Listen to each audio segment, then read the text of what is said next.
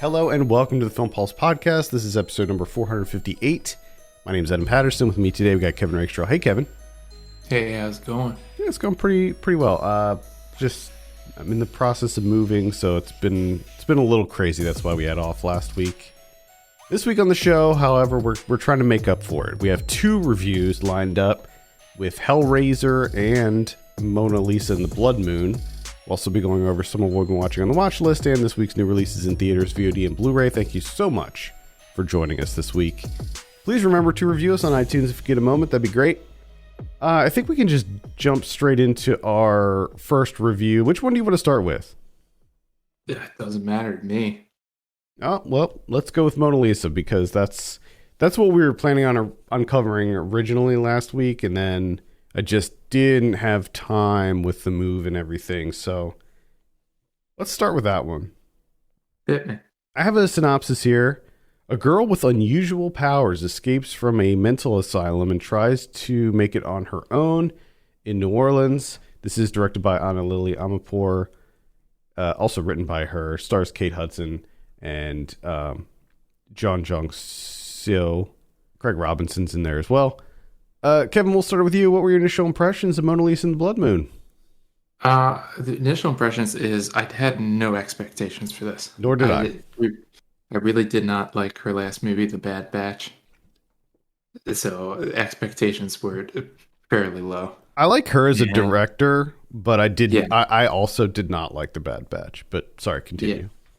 Yeah. But I got to say, I was pleasantly surprised by this. This felt like a throwback to me, where it's just there's this woman who has powers. Do they explain the powers? How she got the powers? Nope. She just has them.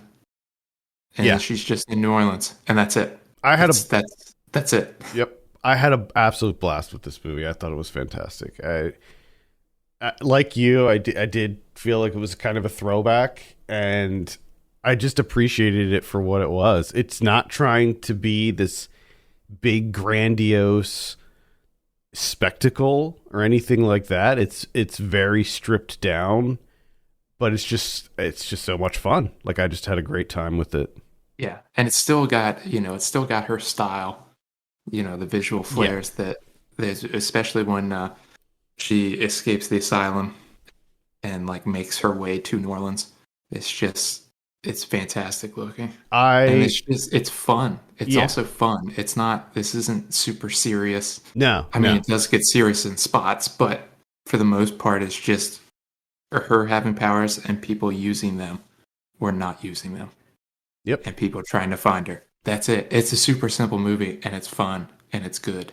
It is fun and good. It subverts your expectations in a lot of ways, too. You think that, certain characters are going to act a certain way or be a certain archetype, and they're not. And I think that that's another thing that I appreciate about her movies is that she tends to want to go against the grain when it comes to tropes. And that definitely happens with this, specifically with like the Kate Hudson character and the Ed Skrein character. Like you think that they're going to go one way and they go a different way. And I definitely appreciated that. I love the Ed Skrein character, by the way, as Fuzz. Yes.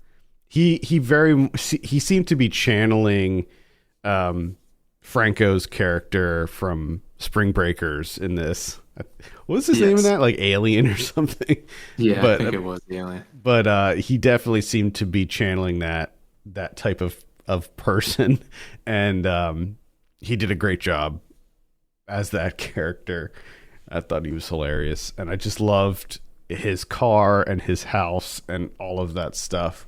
And I think that leads me to one of my favorite things about this movie, and that's just the visuals, the production design, and the production design and the cinematography. I thought were absolutely fantastic through and through. Like, I loved it. Like, this is my jam right here.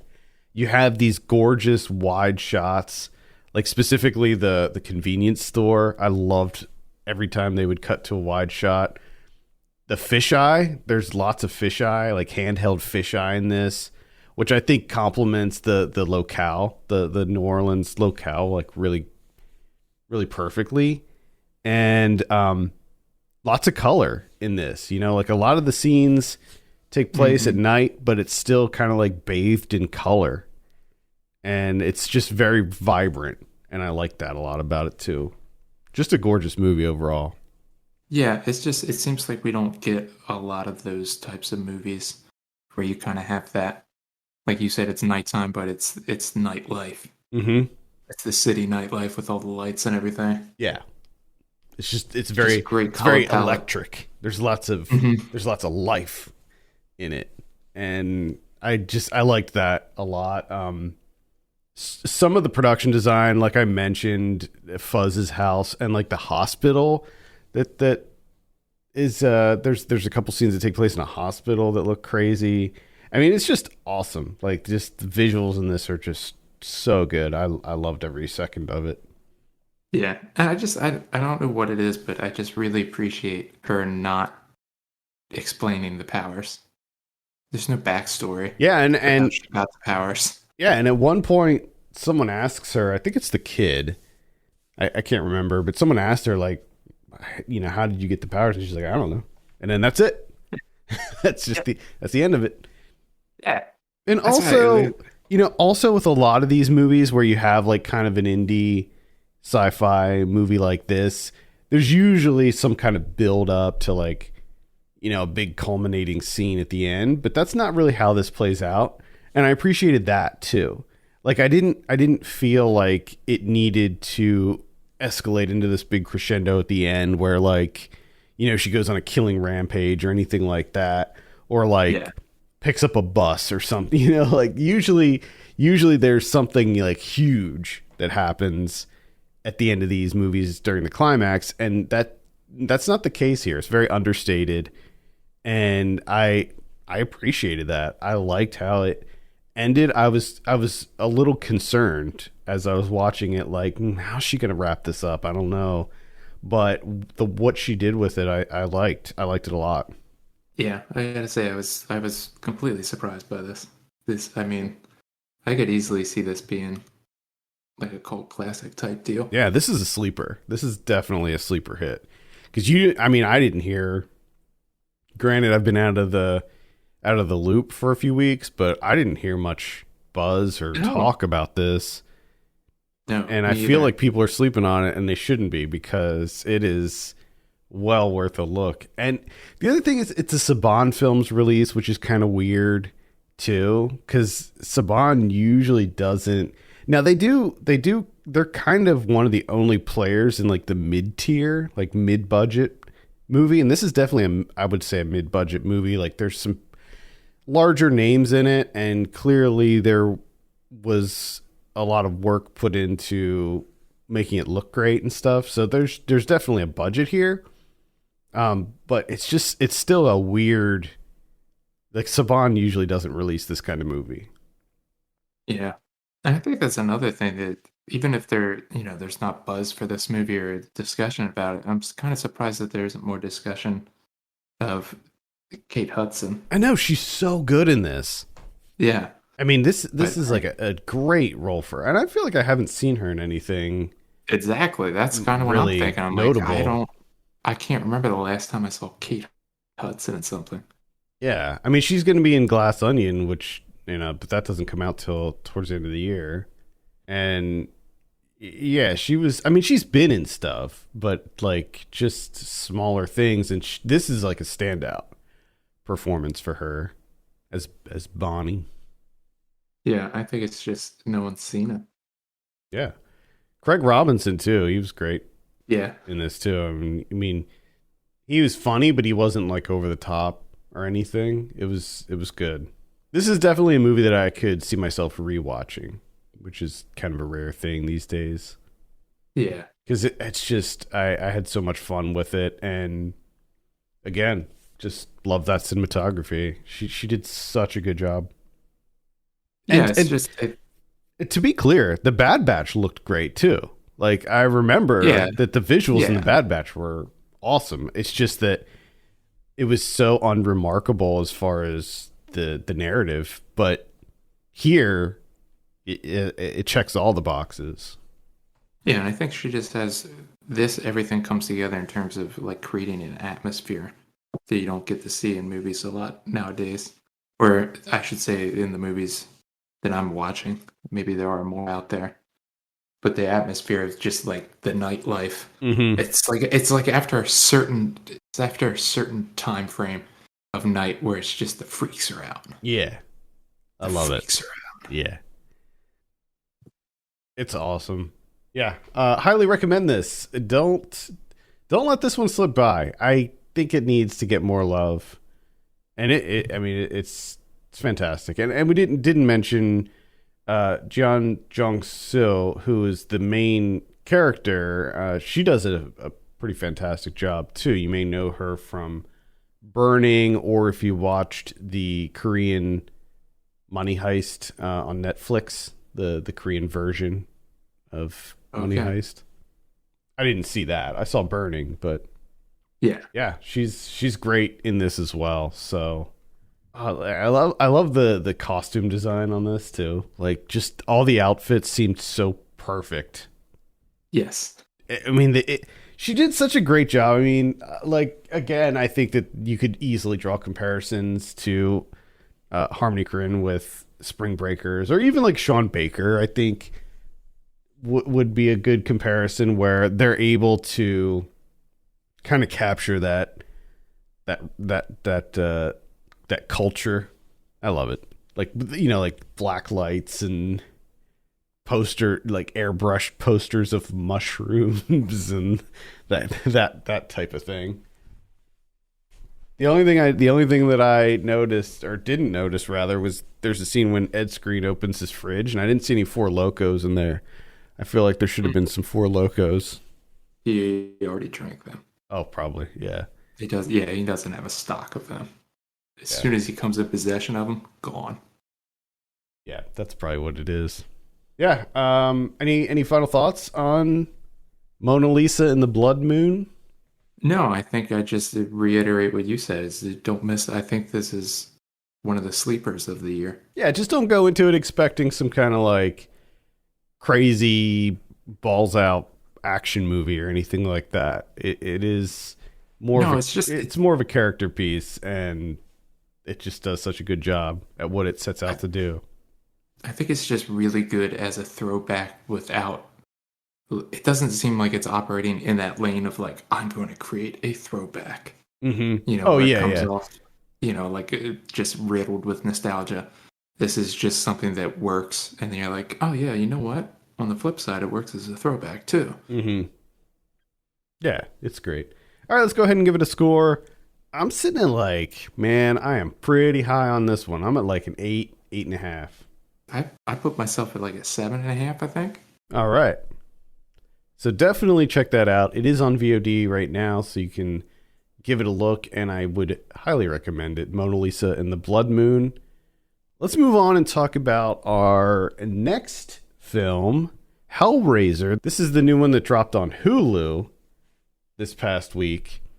I have a synopsis here. A take on Clive Barker's 1987 horror classic, where a young woman struggling with addiction comes into possession of an ancient puzzle box, unaware that its purpose is to summon the Cenobites. This is directed by David Bruckner. Now, David Bruckner is a guy who I've been keeping an eye on this fella, because he did Southbound, which we both liked quite a bit. He did segments in the VHS series, the first VHS. He did The Ritual, which was I think that was a Netflix movie. Liked that quite a bit. And then before this, he did The Night House, which was a surprise. That was a movie that I watched it on an airplane, just on a whim. And I came away from that. That's the one with Rebecca Hall. Liked that quite a bit. So I think that this is an interesting guy to keep an eye on. I had no expectations going into this movie. Anyone who's a fan of the Hellraiser franchise will know that pretty much anything past the second Hellraiser is garbage. I think the third one has its moments and is pretty fun, but I wouldn't call it a good movie by any stretch. And everything past that is just straight to video trash. So yeah, I didn't have any expectations going into this. They were low, very low expectations, especially because the recent Texas Chainsaw reboot or sequel or whatever you want to call it that dropped on Netflix a while back, like that was so bad. I just, I don't know. I wasn't really feeling this, but I was hopeful because I am such a fan of the series and especially the first one. And I gotta say, like, for what it is, it's not too bad.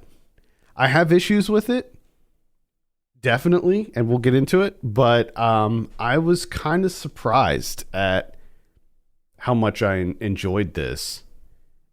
There's no comparison to the original or even the sequel, Hellbound, but for what it is, I think it's it's a pretty effective little horror movie. What were your initial impressions? I think I slightly disagree with you. I think I did. Like, of course, my expectations weren't that high either. Like, the original Hellraiser is one of the best things ever. It's just incredible. So I'm just kind of reluctant to begin with. And then I remember like texting you afterwards where I'm just like, this was about nothing. Like, I know that you're going to make some changes to the original, you know? A lot. In this case, yeah. A lot. Yeah. Basically everything. The thing that I knew going in, the biggest change that I knew that there was going to be is I just knew in this day and age that it wasn't going to be like as sex forward as the original was. Because, I mean, it all comes down to, in the original, the woman's like, all right, we got to kill people so you can get skin back and then we can start having sex again. Mm-hmm. Like, that's the main reason that she starts doing this, because she's just desperate to have sex with this man again who doesn't have skin in the moment. I get him some skin, boom, they're back in business. I knew that wasn't going to be a part of this movie. Not in this day and age. It's just not going to happen. But I thought it would be replaced with something. And to me, it felt like it wasn't. Like, there was just nothing. Like, she accidentally comes across a puzzle box. And then she's like, oh, shit. We got to try and end the puzzle box thing. And that's about it. And it just goes on forever. And nothing real. I was honestly waiting for something to happen about like an hour or so in, and just nothing yet really happened. It's just a huge disappointment for me. Yeah, I agree with everything you said. I wouldn't say it wasn't necessarily disappointment for me just because I had there was nothing, there's really nothing for me going into it. It is overly long. It's 2 hours long, unnecessary. I don't know why it's so long. I completely agree. The whole point, the whole story about Hellraiser is that line between pleasure and pain, and it's like ultimate sensory experiences, and that whole Hellraiser mythos, like everything that Clive Barker created in his short story is completely lost in this. And I think that it is trying to like redesign the Hellraiser story for like a woke culture, and it just doesn't work because everything feels so lacking as a result. You strip away the underlying things that make Hellraiser, and you just leave the Cenobites. And I think any fans of the series will know that that's not really, like, that's a part of it, but that's not really the thing that makes Hellraiser so creepy and it gets under your skin in that way. With that being said, the new design, or the new Cenobites that are on display here, the new Pinhead, I liked Jamie Clayton as wait, that's her, right? Yeah, that's her. Yeah. But so does Jamie Clayton do the voice? Yeah, it was just altered. Because the voice just reminded me of. It sounded exactly like whatever the Stranger Things. Vecna. I can't. Yeah, it sounded like Vecna. It sounded exactly like Vecna. And I was like, do they have the guy that did the voice of Vecna doing the voice of Pinhead? Yeah, you can hear. Jamie Clayton was from Sense8. If you saw that show on Netflix, and yeah, you can hear her voice in there, but they just modulated it and changed it around a bit. I think she's a good new Pinhead. Like that was good. The design on the other Cenobites for me was like a little bit hit and miss. They looked Yeah. they definitely they looked different than what fans of the original series are used to, in that it's less like leathery and It's more haute couture. yeah, It's like they have fashion in this other dimension. exactly, and it's very plasticky too. Like everything looks kind of plasticky, and I wasn't really into it. Like the creature work, that like the actual creatures, I thought were fine. Like they looked cool. You know, you have like the teeth chatterer, and all of that stuff in there, and I thought that a lot of the actual makeup design looked quite good. But like just like the outfits and like what they were wearing and stuff, it didn't quite really fit what I was kind of hoping. Like when I think of Hellraiser, I think of like 90s industrial, you know, like that kind of goth leather spikes, that whole thing. And that really wasn't present here in these. So that was another bit of a bummer. But yeah, you know, they weren't too bad. No, the Weeper was really good. Yes. I could have used more Weeper. Yes, the I don't Weeper. need the chatty teeth guy. Because he's just kind of boring. He just has chattering teeth. Mm-hmm. Mm-hmm. Which seems kind of like everyone has like a very distinct, like numerous modulations and like tent poles stuck through their faces and shit. And he's just like, my teeth chatter. He's been a kind of a mainstay in the whole series. Mm-hmm. I think he's been in all of them pretty much. Something about chattering teeth just gets people. The other thing that's just not quite as good as the original is just the whole plot of this, like the whole narrative. It feels nothing. It feels much more like a slasher movie than it does a Hellraiser movie.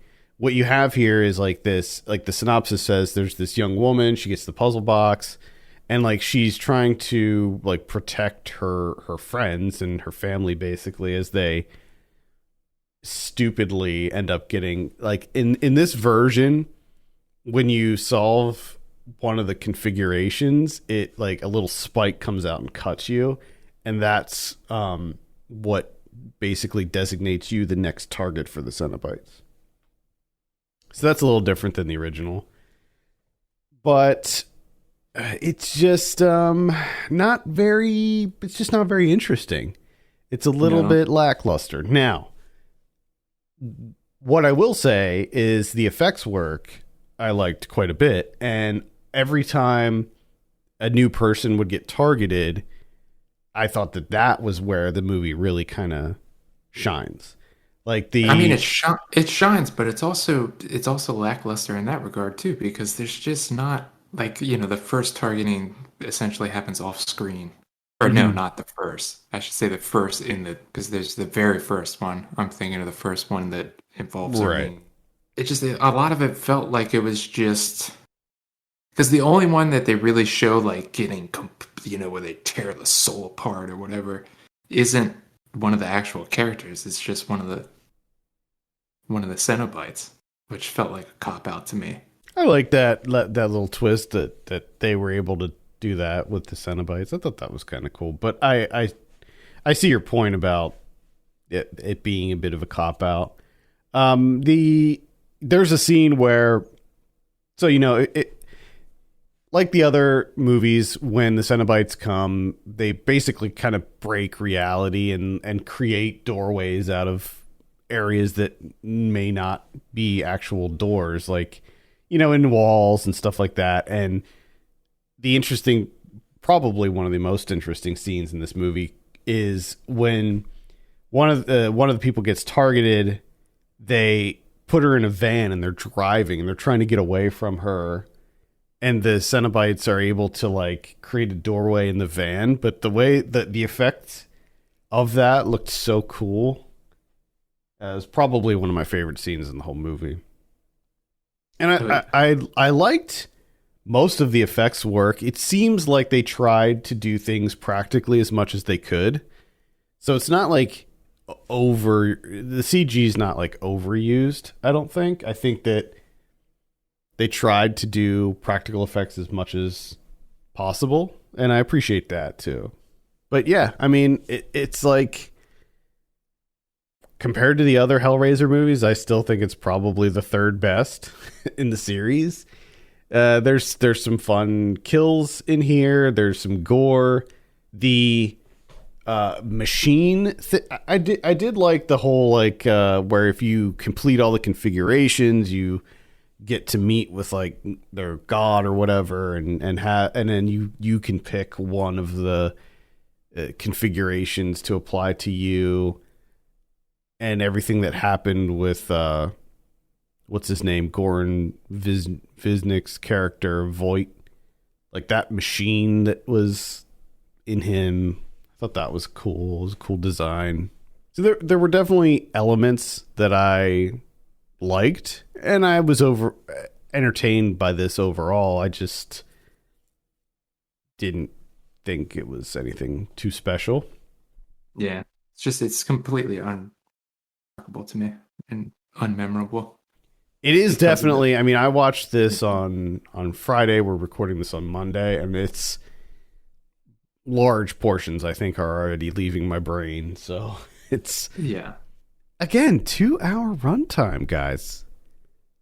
Not necessary. Everything is prestige. Especially they just assume is longer, I guess. Especially because like not a lot happens in this movie. Like it's mostly just a group of 20-somethings stuck in a mansion, continuously solving the puzzle and calling on the Cenobites. That's pretty much what it is. Yeah, but even that doesn't happen until like an hour or so into the movie. And the characters are just not that compelling either. They're not horrible, but they're just not. No. They're not very. They just don't really have. Not a lot to them. Personalities. No, they don't have personalities. They're just upset with Riley because she's an addict. Mm-hmm. Oh yeah. Well, you got to include that whole thing in there. You know. Yeah. You haven't seen the addiction metaphor in a while. And by a while, I mean like 2 weeks. Yeah, it's fine. Cinematography, I thought was good. I think it's a good looking movie overall. Maybe some of the specific designs I wasn't a fan of, but like just in general, I thought it looked good. Again, we just need some color. Stuff needs to happen in the daytime. Mm-hmm. You know, let's have a skinless guy crawling around on a wooden floor with lights on. That shit's creepy. This shit just happening at night, and you can't really see anything. Like, oh, big yeah, and I think that's cool. A big thing that needs to be discussed and compared with the original. This is not scary. The original one is very scary. It's very creepy. It's like it makes your skin crawl. The original one, very disturbing. It's very disturbing. This one, no, not really. Not really. No, not a lot going on in this one that would disturb you. I mean, there's some gore. Yeah, like sure there, and like the thing that like tweaks that dude's nerves. Like that's creepy. That's a little, yeah.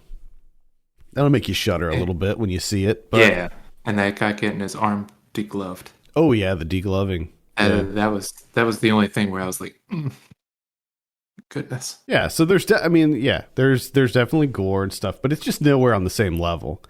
We're not on the same level as the first two Hellraiser movies, and those two are just so far superior to this. But I hope that maybe this will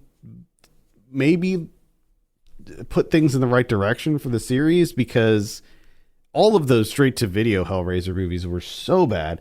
The last one, especially the one where I think it was the last one where they switched out Doug Bradley for another actor, and it was like laughably bad. I mean, it was so horrifically bad.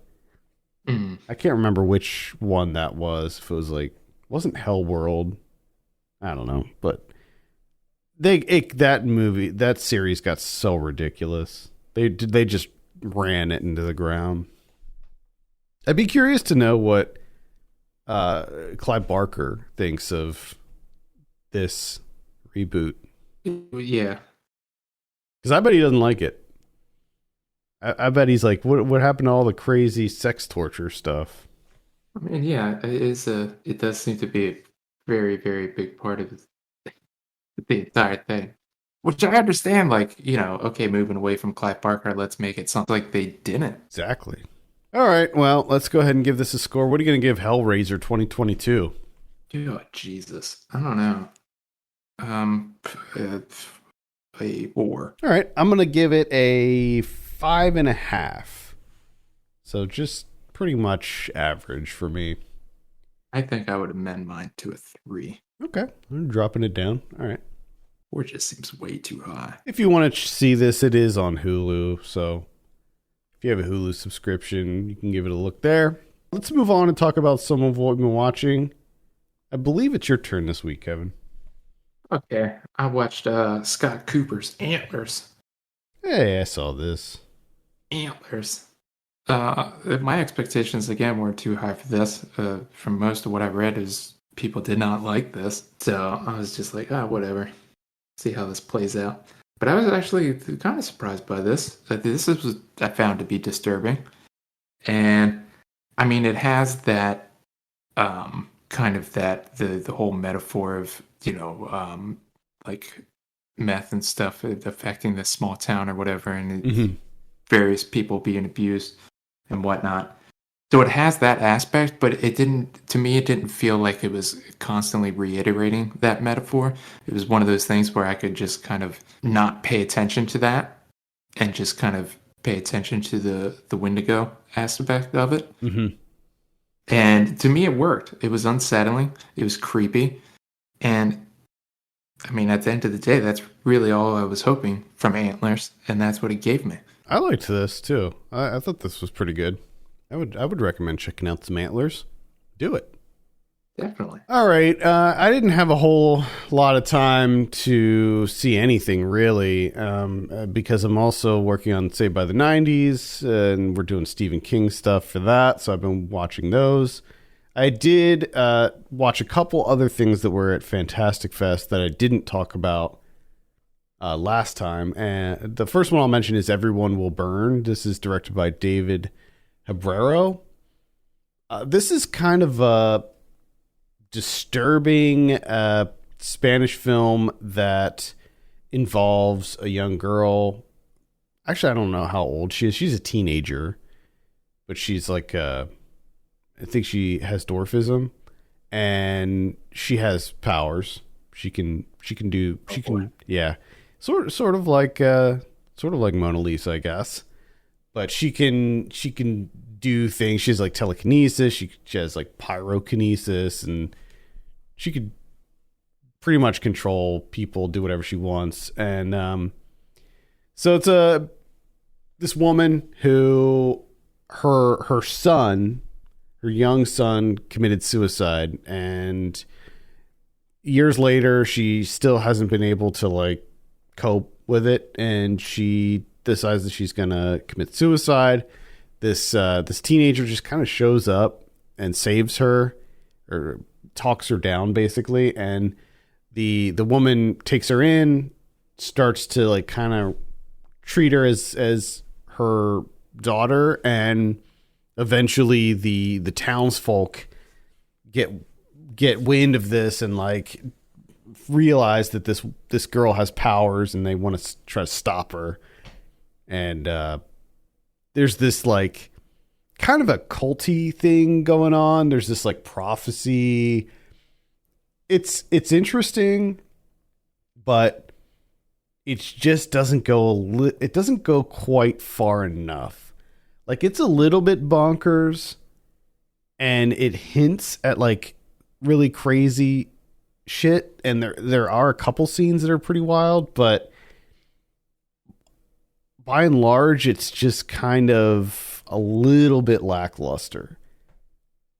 It's shot quite well. I like the story in and of itself. I think is compelling, and it's a decent movie. But I just wish that it leaned a little bit more into the just crazy out of control nature of it. Like it feels like it's being held back. But yeah, maybe a light recommend. Everyone Will Burn is the title. Keep an eye out for that one. Yeah. A lot of people do have Burned very up. bad things happen to them.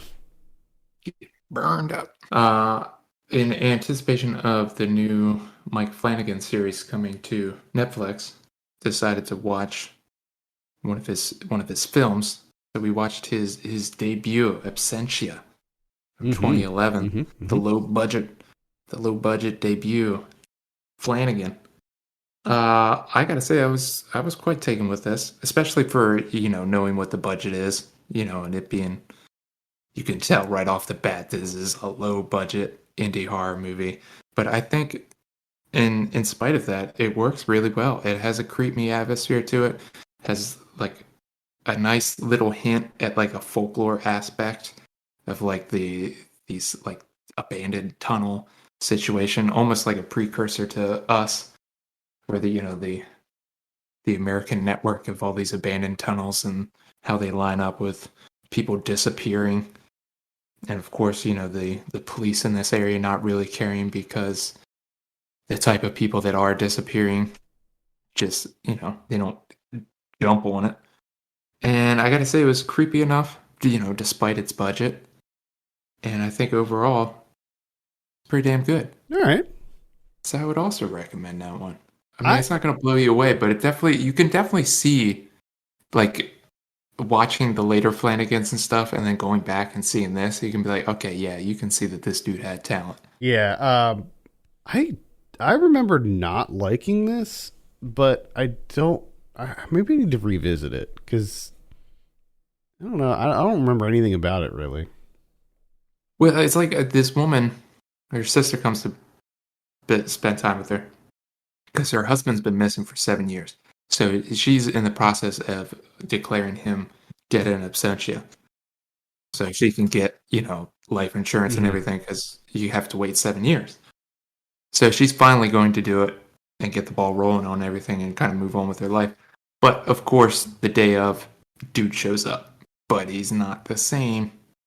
Something's going on, and then it gets into that a little bit, and it's pretty fucked up. Cool. All right. I saw The Third Saturday in October, Part 5. This is directed by Jay Brolson. This is a throwback to 90s, supposedly like 90s slashers, I guess. The whole premise here is that it is the fifth in a franchise that's like been totally worn out.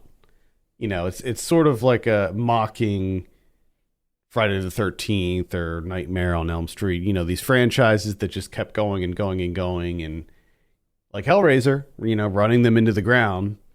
And the thing is, though, it's like it doesn't really capitalize too much on that idea.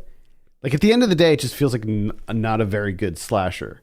And it's like, okay, if you're setting out to make a bad slasher, like do something interesting. Don't just make a bad slasher on purpose, because who's going to like that?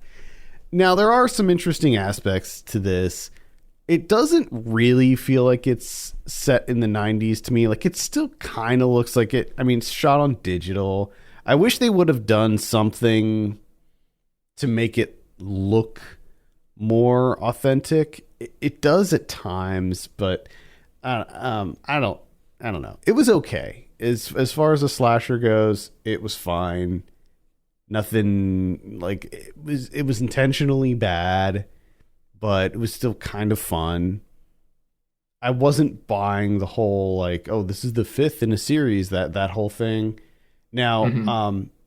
in in conjunction with this, the director also made the third Saturday in October the prequel. He made it like right after this one. So I didn't watch that. So this one, so the fifth part takes place in the 90s. The first one takes place in the 80s. So maybe that one is more fun or better. I don't know, but it's just they're average, I would say. I think horror fans will enjoy them. I would say it's sort of like Dude Bro Party Massacre 3, but I think it's better than Dude Bro Party Massacre 3. Honestly, it just sounds like you're saying a bunch of words together. Yeah. I'm not 100% sure if I believe this is a movie. Yeah, they are. I think sometimes you're just messing with me, Mm-hmm. just to see if, Just to like see if I making up know. movies Yeah, to see if it's you'll like, let's see see if if you you'll ever call me picks out up on it. Been phoning it for like the last 4 years. Just keep. It's made up whole franchises, directors. I have seen a couple TikToks where people recommend movies on Netflix that aren't even real. Like I've seen that come up before. Oh my. Well, I guess that's a good segue from my last one because I wish this wasn't actually a movie that you could watch. But I'm here to tell you about it so you don't make the same mistake I did, and that is waste 90 minutes. But that's what it says. It says 90 minutes. The real feel runtime on this is like an absorbent amount of hours. It just goes on forever. I think I'm still watching it actually. It's just Trapped in a perpetual paused. hell of my own making. That's The Snare from 2017. The Snare, directed by C.A. Cooper. This is on Tubi. This is I was maybe just the gonna first thing I say. watched. The first thing I watched on Tubi that sucked so much. This is one of those things where, like, this messed me up for like a day or so. Not because it's like a disturbing horror movie or anything like that. It just messed me up because it was like, how did I make such a bad decision? Like, I felt really bad about myself for like a day and a half. Just like, man, I've made a huge mistake in my life. I wish there was some way I could rectify it. And I guess the only thing that I can do to redeem myself is to let you know about it so you never watch it. So it's called The Snare. It's on Tubi. Don't ever type those letters into the search bar and just act like it doesn't exist. It's absolutely terrible. It makes no sense, not a lick of sense. And it's not in a fun way where they're just like, we're just doing stuff. It it feels like it wants to be about something, but just visually, it's just in terms of visual storytelling, it's just absolute gibberish. Like things happen, and then something will happen directly after it that just completely you just saw null and void. So you're like, okay, so was that actually a thing that happened? And then like that's the whole end of the movie. It's just a series of that where you're like, oh, okay, this is happening. And then immediately it's like, okay, that didn't happen, I guess. I don't know. Is this happening? Oh, okay, that didn't happen. Everything is in maybe someone's head, but maybe not. Like, it's just absolute garbage. Just garbage. Perhaps one of the worst movies I've seen in a long, long, long time. I just hate, I'm so angry with myself. That sucks. The Snare. It's been a while that I've had a movie that I've watched a movie that made me feel like really bad about myself. Like, what kind of person am I that I would make this decision? I should be smarter. Yeah, I feel that a lot. I feel that all the time. I make bad decisions with movies on a almost weekly basis. All right, let's take a look at what we have in theaters this week. Halloween Ends is the biggie. I guess we'll be... yeah, that's going to be on Peacock, too. Peacock? Yeah, it's going to be on Peacock also. Peacock? Mm-hmm. How about that? Yeah. Wait, was the last one? The last one was on Peacock, too, wasn't it? It was, or it was some kind of like...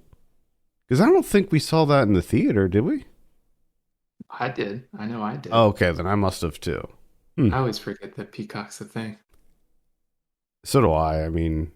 I did a trial of it one. I'll probably do another trial to watch this movie. But yeah, it doesn't really have a lot to offer. There's a couple things on there. I mean, I'm assuming we're going to review this next week, right? I would imagine probably. I mean, we got to finish it. We did the first two. It does seem.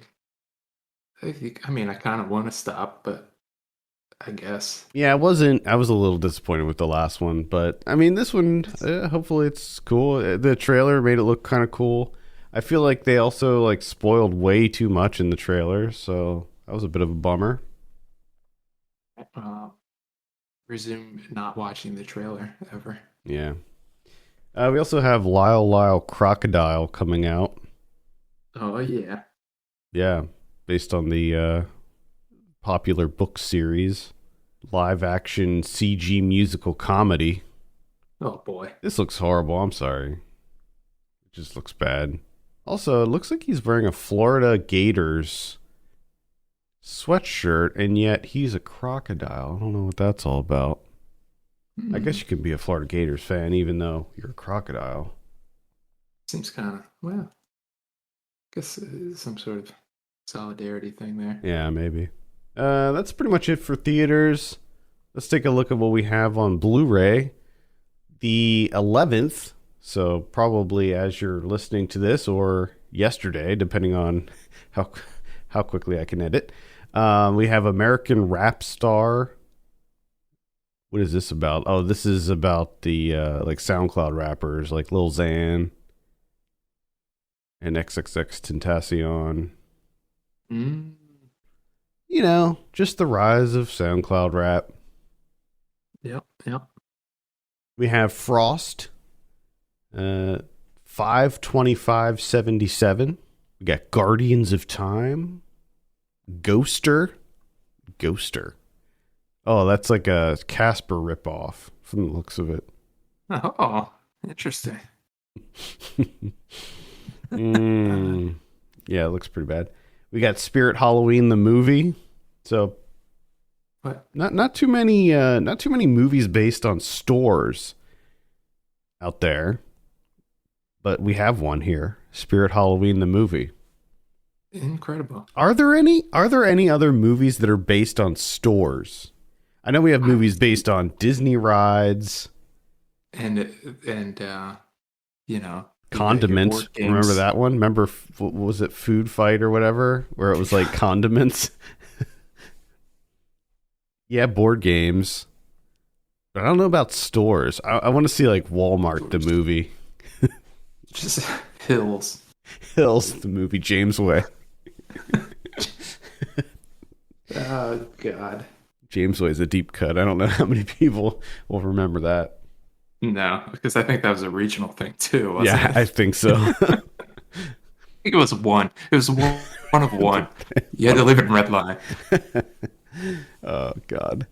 Yeah. Anyway, Spirit Halloween the movie looks bad, so I don't know what to say about it. I like Spirit Halloween the store. I think it's always fun to go in there, but yeah, the movie doesn't look great. It looks sort of like the Goosebumps movies, where like stuff comes to life after dark. That would be crazy. But it's definitely for kids. On the 13th, we have Dark Glasses. That's going to be on Shudder. This is the Dario Argento one, and because it's on Shudder, I would give it a light recommend if you have Shudder, just because it's decent. It's certainly better than like his. I mean, it's his first movie in 10 years, so it's worth a look. There's definitely some interesting aspects to it. Also on Shudder on the 13th, we have She Will. That one looks like it could be pretty interesting as well. On the 14th, is that Friday? Friday the 14th, yeah. We have The Accursed. What is this about? The Accursed. Mina Suvari and Sasha Grey. All right. Just two names I haven't heard in a little bit. We got Old Man. That's the new Lucky McGee one. I'll definitely be checking that out. Looks like it could be interesting. Stephen Lang.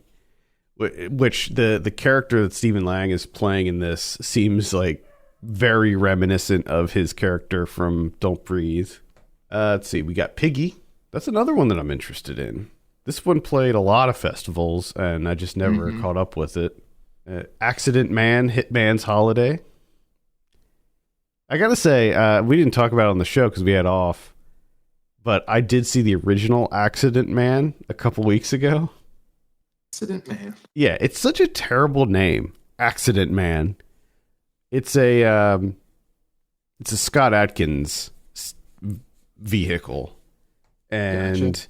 The first one's not too bad. It's based on a comic book, and the premise is kind of interesting. He's a hitman, but the way in which he kills people is by making it look like accidents. So he devises these like elaborate ways to kill people to make it look like an accident. Okay. The big issue that I had with the first one was that there weren't enough of those. Like it was mostly him just fighting other people. Oh. So but yeah. Doesn't that undercut the whole premise of who he is? Yep. It was an accident. I kicked the shit out of him. Yeah. But at any rate, there's a sequel here that's coming out. So I don't know. The first one was fine. This one will probably be fine too. It looks like a pretty standard Scott Adkins thing. We got Lou coming out on Netflix. We got Halloween Ends on Peacock, as we mentioned.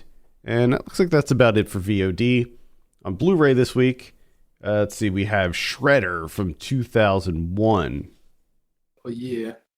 What is this? This is Scorpion releasing. Death? I see dead people. Death to Snowboarders. Uh-huh. Okay. All right. Might give that one a look. We have To Kill a Mockingbird coming out in 4K.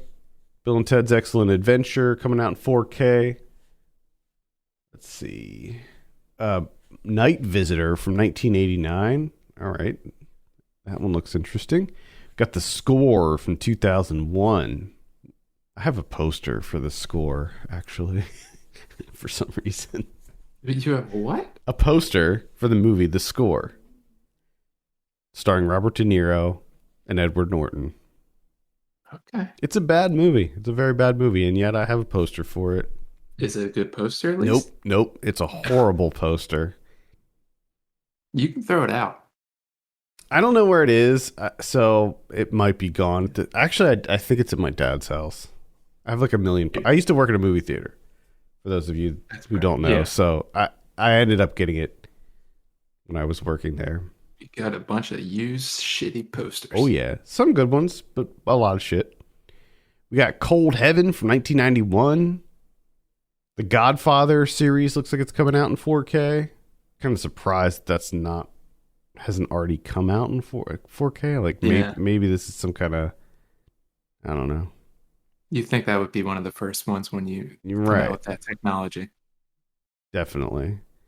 Looks like there's another film noir pack coming out. This is the 9th set that's coming out. Oh. This contains Lady on a Train, Tangier, and Take One False Step. I need to fill out my film noir watching list here. Mortal Kombat Legends Snowblind. Mm-hmm. Classic. I will say that I think it was like the Scorpion one that came out a couple years ago was actually quite good. Like they're pretty high quality.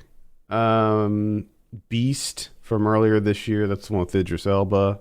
Blind Fury from 1989. I want to see that. I have yet to see Blind Fury. Looks hilarious. Jack Frost 2. Revenge of the Mutant Killer Snowman.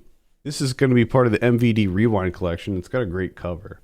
Nosferatu from 1922. There's a lot of shit. Barbarians from earlier this year. We have Tiny Cinema, Curse 3, Blood Sacrifice from 1991. Shark, The Beginning. Yes. We have, it's not a shark movie though. It looks like it's a martial arts action movie. We have Wire Room, Squeal from earlier this year. That was a weird one. That was a very strange movie. Oh yeah. Yeah, it's about a guy who gets kidnapped, and the people who kidnap him kind of like turn him into a pig, sort of. Oh. It's weird. It's kind of a weird one. It's good though. I'd recommend it. What about Criterion's this week? Hey, we got two. We got Lost Highway. My dog's excited about. Oh yeah, that's a biggie. That's a big one right there. And then you got Frank Capra's Arsenic and Old Lace. Mm-hmm. Cary Grant. Love that cover. Mm-hmm. That is a great cover. Cool. So two solid ones right there. A lot of good stuff coming out.